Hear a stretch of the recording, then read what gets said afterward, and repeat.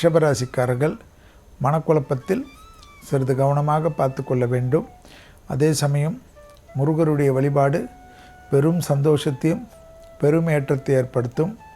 இரத்தபந்த உறவுகளுடைய தேக ஆரோக்கியத்தில் அதீத கவனம் எடுத்துக்கொள்வதும், தாயார் தந்தையாருடன் தர்க்கங்கள் இல்லாமல் அவர்களுடைய தேக ஆரோக்கியத்திற்கு அற்புதமான அமைப்பு ஏற்படுவதும், அதாவது தேக ஆரோக்கியத்தில் ஒரு நாள் இல்லை ஒரு தடவை குடும்ப மருத்துவரை பார்த்து சில மருந்து மாத்திரைகளை மாற்றி எடுத்துக்கொள்வதன் மூலியமாக டக்கென்று நல்ல விஷயங்கள் நடைபெறக்கூடிய சாத்தியக்கூறுகள் தனிப்பட்ட முறையில் அனுகூலங்கள் காணப்படும்.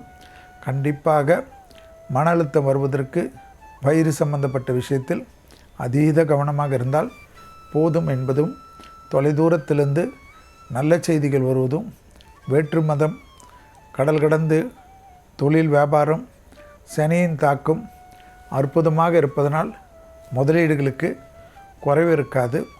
பிள்ளைகள் விஷயத்தில் காணப்பட்டிருந்த மன வருத்தங்கள் படிப்படியாக குறைவதும், சுப மாதம் என்பதனால் வண்டி வாகனங்கள், அசையாமசையா பொருள் சேர்க்கை, இன்டீரியர் என்று எல்லாமே உங்களுக்கு சாதகமாகவே போய்கொண்டிருக்கும் என்பதை ஞாபகத்தில் வைத்து கொள்ளுங்கள். ரிஷபராசிக்காரர்களுக்கு யோக பலத்தை அதிகமாக பெற்றுத்தரும்.